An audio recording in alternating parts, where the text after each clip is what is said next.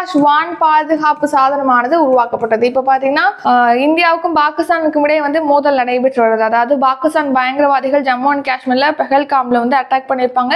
26 tourist வந்து அதுல உயிரிழந்திருப்பாங்க. So அதுக்கு பதிலடியாக ஆபரேஷன் சிந்தூரை வந்து நம்ம இந்தியா ஸ்டார்ட் பண்ணிருப்பாங்க. இந்த ஆபரேஷன் சிந்தூரின் படி பாத்தீங்கன்னா பாகிஸ்தான்ல இருக்கக்கூடிய ஒரு 9 பயங்கரவாத கட்டமைப்புகள் மீது இந்தியா வந்து தாக்குதல் நடத்திருப்பாங்க. அதுக்கப்புறமா பாகிஸ்தான் பாத்தீங்கன்னா நம்ம இந்தியா மீது தாக்குதல் நடத்திட்டு வராங்க. நம்ம இந்தியாவும் பாகிஸ்தான் மீது தாக்குதல் நடத்துறாங்க.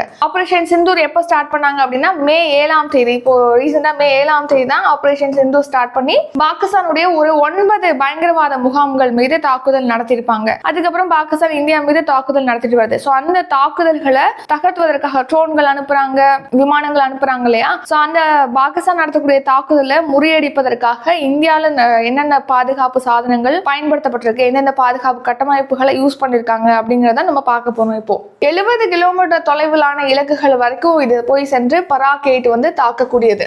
ஸோ இதே எதிரி ஏவுகணையை தாக்கும் வெள்ளமை கொண்ட பராக்-8. அடுத்து S-400. இது பாத்தீங்கன்னா ரஷ்யா கிட்ட இருந்து வாங்கியிருக்காங்க இந்த வான் பாதுகாப்பு அமைப்பு. இது கிட்டத்தட்ட 400 கிலோமீட்டர், அதாவது பாத்தீங்கன்னா 380 கிலோமீட்டர் தொலைவு வரைக்கும் இருக்கக்கூடிய இலக்குகளை தாக்கி அளிக்கும் சொல்லியிருக்காங்க. அடுத்து இது எதிரி ஏவுகணைகளை துல்லியமாக தாக்கி அளிக்கும் S-400. நெக்ஸ்ட் பாருங்க ஆகாஷ். இது நம்ம உள்நாட்டிலே இந்தியாவில் தயாரிக்கப்பட்ட ஒரு வான் பாதுகாப்பு அமைப்பு தான் ஆகாஷ். இந்த ஆகாஷ் ஏவுகணை அமைப்பு பாத்தீங்கன்னா சுமார் 25 கிலோமீட்டர் தொலைவு வரை இருக்கக்கூடிய இலக்குகளை தாக்கி அளிக்கும். அடுத்து ஸ்பைடர். இது வந்து இஸ்ரேல் கிட்ட இருந்து பை பண்ணிருக்காங்க. இந்த சாதனம் பாத்தீங்கன்னா ஒரு 15 கிலோமீட்டர் தொலைவு வரை இருக்கக்கூடிய இலக்குகளை தாக்கி அளிக்கக்கூடியது. இப்ப 10 கிலோமீட்டர் அதுக்கு குறைவான இலக்குகள், தூரத்தில் இருக்கக்கூடிய இலக்குகளை தாக்கி அளிக்கிறதுக்காக என்னென்னலாம் யூஸ் பண்றோம் அப்படின்னா OSA AKM அப்படிங்கிற பாதுகாப்பு அமைப்பு. இது வந்து 10 கிலோமீட்டர் தொலைவிலான இலக்குகளை தாக்கி அளிக்கக்கூடிய சாதனம் இது. ஸோ இது வந்து சர்ஃபேஸ் டு ஏர், அதாவது நிலத்திலிருந்து வானில் உள்ள இலக்குகளை தாக்கி அளிக்கக்கூடிய ஒரு மிசைல் சிஸ்டம் தான் இந்த OSA AKM அப்படிங்கிறது. இதை வந்து ரஷ்யா தான் வந்து உருவாக்கி இருக்கு. இந்தியன் ஏர்ஃபோர்ஸ், இந்திய விமானப்படையில இந்த OSA